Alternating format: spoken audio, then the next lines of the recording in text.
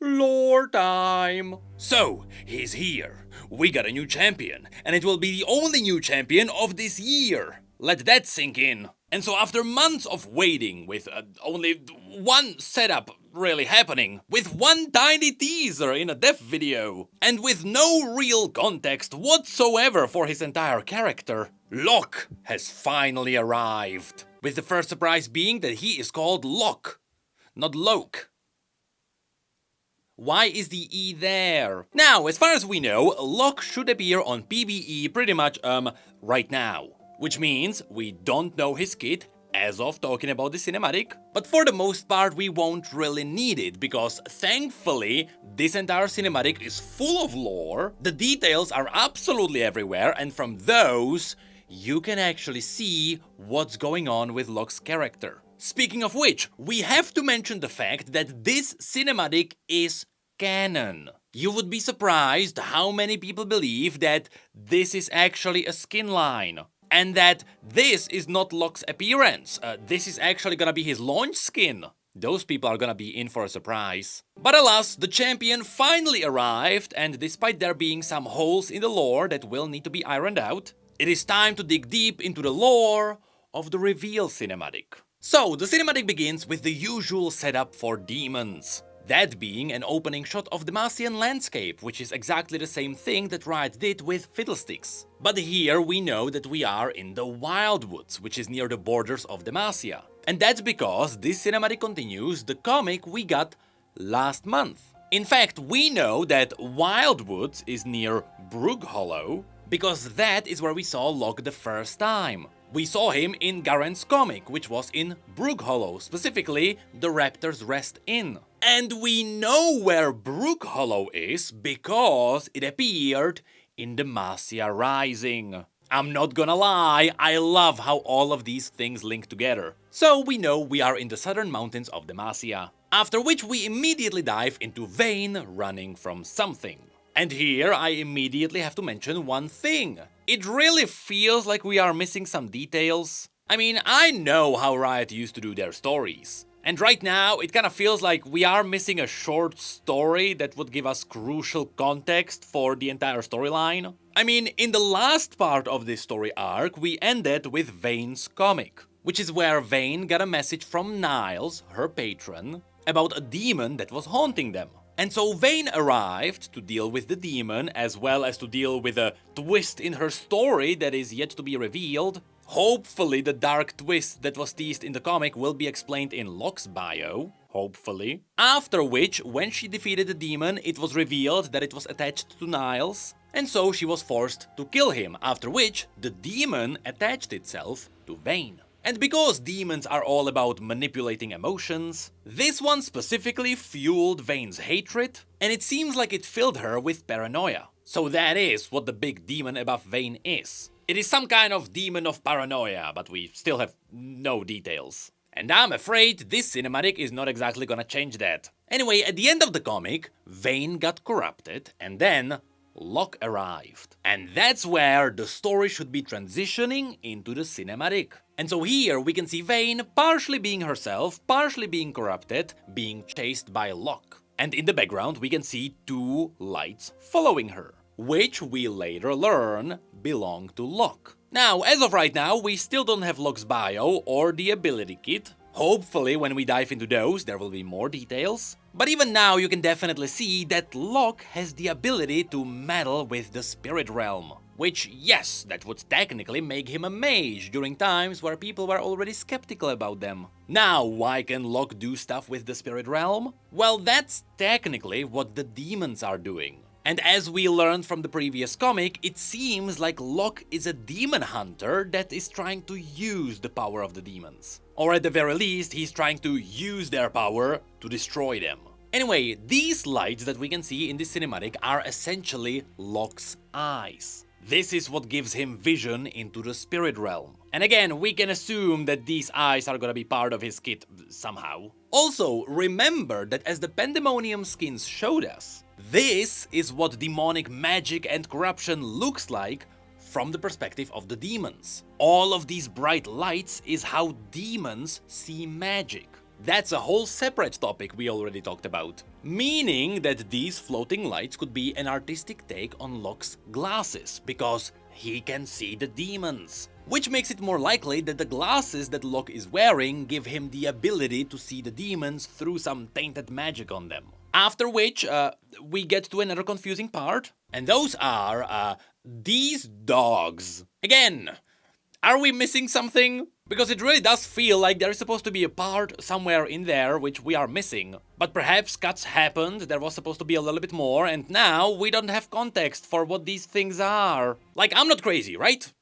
These dogs were not explained anywhere. It's pretty much that Vane went from 0 to 100 while being corrupted. There were no dogs to be found there. You fast forward one story beat, and now there are demonic dogs that are friendly towards Vane. I even tried searching the internet and just nobody's talking about these. Which could be because in the cinematic, these dogs appear for 5 seconds.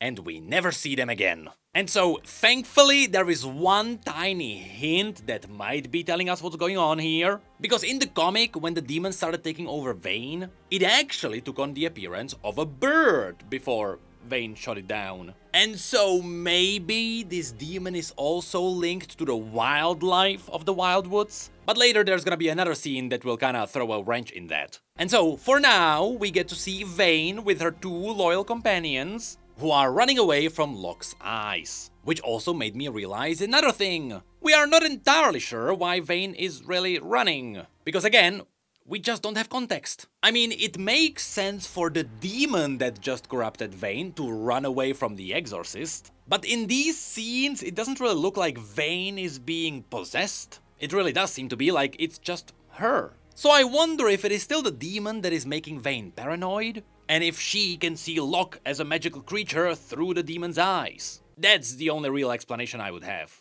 And in just a moment, you'll see a scene that heavily suggests that.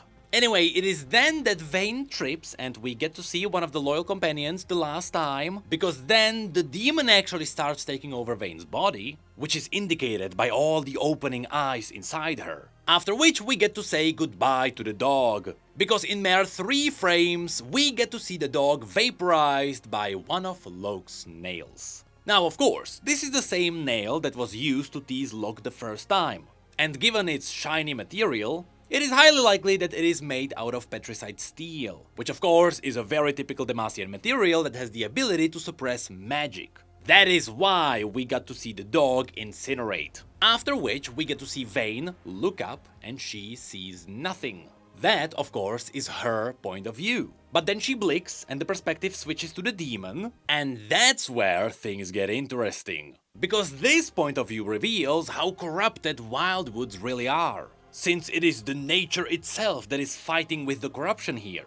I mean, you can literally see the demonic eyes on the trees around. But more importantly, it is only from the demon's perspective that you get to see Locke's eyes. Confirming that it is Locke's glasses that give him the magical power to see the demons. After which, Locke's entire body steps through what seems to be the spirit realm.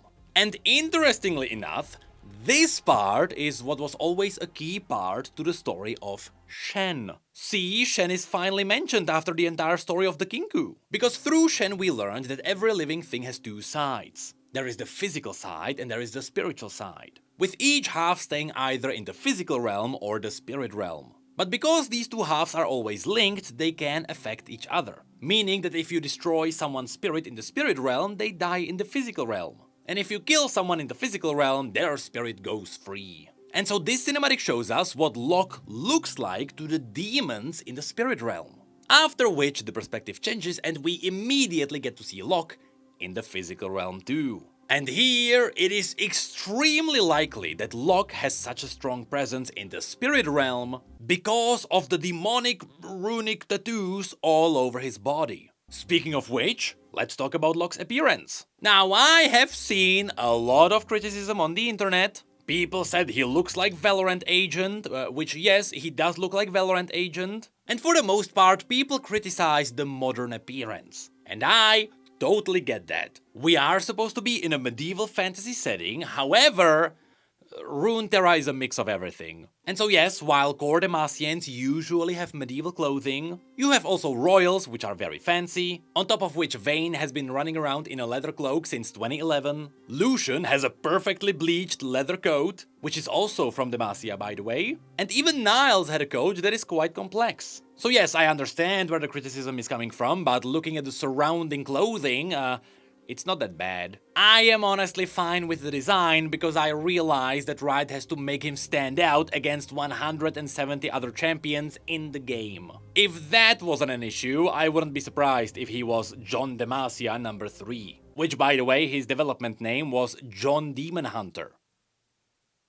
That explains a lot. So, what they've done here is pretty good considering the obstacles. And even when it comes to the modern fashion designs of Balenciaga, unfortunately it actually makes sense. I mean, the fancy v-neck is here because it has to reveal the runes to work. So I hate to say it, but Riot made it work. Although there are actually 2 other pieces of his design that I still think are very weird, and we will get to those in a moment. First, his arsenal. Don't take that out of context. You can see that the main part of Locke's kit are the nails. He's likely gonna be throwing those in the game and he's using them to banish the demons. Secondly, he's also carrying around the coffin. And while this is something that will likely, hopefully get more context in his bio, from what we know, this coffin actually serves a pretty simple purpose. It is supposed to be a prison for the demons. Which might also be teasing that Locke is capturing the demons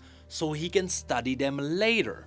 That is likely why his entire body is covered in all the demonic wards. And also yes, as a fun fact, the first time we saw the coffin was in Garen's comic. So next, in this shot we get a closer look at his chest. And you can see that the tattoo here is the same Demon Hunter sigil which we saw on the ladder that Vayne got. Also, I tried looking around for the pin on his cloak, but I couldn't find it anywhere. Anyway, Locke then calls Vayne a monster, which is supposed to be a bait, so you believe that Locke is actually hunting down Vayne. But he's actually talking about the demon. After which, Locke starts priming up the coffin. Because again, his goal is to capture the demon inside it. So he slams his nails into the coffin, locking it in, after which we also get a closer look at the sigil on the coffin. This is the same logo that seems to be inspiring all the wards on Locke's body. Again, it is also based on the sigil that was on the ladder, or, you know, the other way around. So it is likely that this is actually a demon hunter's ward. After which, with a cheesy one-liner, Locke invites the demon into the coffin. Which is something the demon doesn't like, and it starts taking over Vayne's body. Now, what's awesome is that after the demon starts coming out, the cinematic zooms in on Locke's glasses. And it teases that these glasses are what allows Locke to see the hand on Vayne's head. Which is where we also get to the first part of Locke's wardrobe that I find odd. Because honestly, I love the design of the glasses. If you look closely, you can actually see that it is just 2 metal frames that hold a gem. That actually really makes it feel like we are talking about a magical device from a fantasy setting.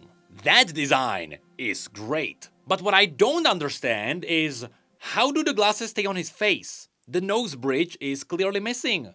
Are they bolted to his head? How does it work? I understand the rule of cool, but maybe we shouldn't be defying physics? I say as we talk about supernatural demons. Anyway, the demon actually starts taking over Vayne and the battle begins. Now, this entire battle is really good. If you like anime fights, you are really gonna like this one. But thankfully, this fight actually reveals some lore about the demon. Because as Locke gets to fight the demon, he fights more spawns. Which kinda explains that the dogs were actually parts of the demon that came out. Now, we are still not sure what they really are. Is this actually the corrupted wildlife of the Wildwoods? Or are these just conjured parts of the demon? I mean, it can't be wildlife because after Niles got corrupted, when Vayne defeated the demon, Niles' body stayed behind. But after Locke defeats these creatures, they just vaporize into magical flame. Which means these have to be just a conjuration. And that is where we get to the second part of Locke's wardrobe. What are those? Yes, I will admit, These shoes feel way too fancy for any kind of a Demacian. Even the royalty wouldn't have anything this fancy. And the funniest part is that Riot has been teasing these shoes from the very beginning, but in Garen's comic I actually thought it was a part of a metal armor. But nope, Locke is defining a new fashion era for Demacians. And so, Locke charges at Vayne and we get to see a close-up of the demon's eye. And again, in the reflection of the demon's eye, we can see that Locke's glasses glow up with magic. So, to save itself, the demon just goes fully out and it takes over Vayne. Which of course we know also happens in the game in this skin in Vayne's ultimate. And so from this point on, Locke is technically fighting the demon itself. What is also awesome is that when this battle begins, you can technically hear what is likely gonna be Locke's theme. And this is the same theme that was actually teased at the very beginning of Act 1 of Pandemonium.